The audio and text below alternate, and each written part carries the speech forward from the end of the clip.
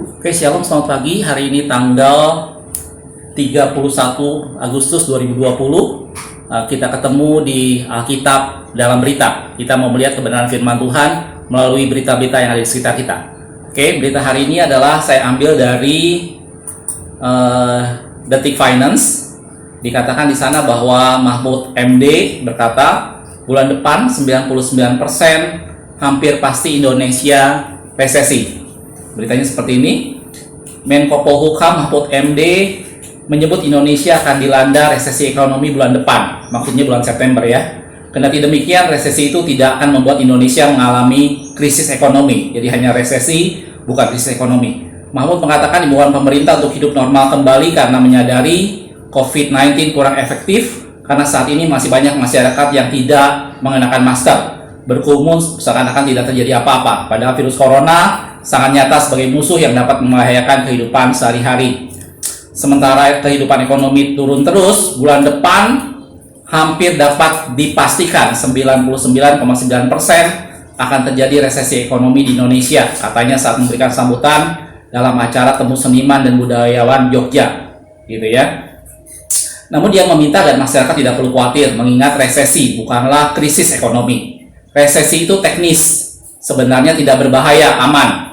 Karena resesi itu artinya pertumbuhan ekonomi itu minus atau di bawah 1 selama 2 kuartal berturut-turut, ucapnya. Terlebih Indonesia memiliki ekonomi kerakyatan yang mampu menanggulangi resesi. Tetapi resesi itu bukan krisis, beda resesi dengan krisis. Karena kita di Indonesia punya bahan-bahan lokal, ekonomi rakyat, kalau itu bisa digunakan, dinormalkan kembali kehidupan ekonomi rakyat, maka resesi pasti terjadi, itu tidak akan menimbulkan krisis.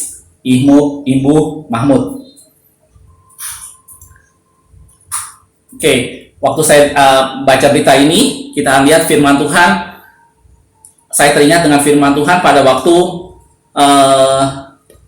Musa mengutus 12 pengintai untuk mengintai tanah perjanjian. Setiap kali kita tidak bisa mengendalikan berita yang muncul di sekitar kita, entah itu berita yang baik maupun berita yang positif. Itu walaupun berita negatif, itu kan pasti selalu ada, kita tidak bisa menghindari itu. Dan itu pun terjadi pada waktu umat Tuhan. Waktu itu Musa mengutus 12 pengintai untuk mengintai tanah perjanjian. Dan kita tahu ceritanya bagaimana 10 pengintai datang membawa kabar buruk. Dan kemudian ada 2 orang di sana, yaitu Yosua dan Kaleb, yang membawakan kabar baik. Seringkali kalau kita mendengar cerita pengintai, perhatian kita pasti tertuju pada Yosua dan Kaleb dan 10 pengintai yang memberikan kabar buruk tadi. Tapi sebenarnya yang lebih kita harus perhatikan adalah bagaimana respon umat Tuhan, respon orang Israel pada saat mendengar berita buruk. Tadi saya sudah bilang, berita baik maupun berita buruk itu sesuatu yang tidak bisa kita hindari. Itu sesuatu yang akan kita temui dalam kehidupan kita sehari-hari. Gitu. Saya teringat dengan perkataan gembala sidang tempat saya biasa beribadah. Dia selalu berkata bahwa kita tidak bisa mengatur jalannya arah angin. Kita tidak bisa mengatur arah angin, tetapi kita bisa mengatur layar perahu kita mau diarahkan kemana, gitu. Kita tidak bisa mengatur datangnya berita buruk atau berita baik, tetapi kita bisa meresponinya. Kita bisa mengatur hati kita bagaimana untuk meresponinya. Dan umat Israel meresponinya dengan salah. Mereka meresponi berita buruk, membuat mereka khawatir, membuat mereka akhirnya tidak percaya pada kekuatan Tuhan. Kehidupan yang kita lalui, kita tidak pernah lepas dari berita baik dan berita buruk. Tetapi yang terpenting adalah kita harus belajar bagaimana mengandalkan Tuhan. Kita harus percaya bahwa Allah menyertai kita, pertolongan Dia tepat pada waktunya. Dalam firman Tuhan dikatakan, kalau kita lihat satu ayat dalam firman Tuhan, di dalam Roma 8 ayat 31.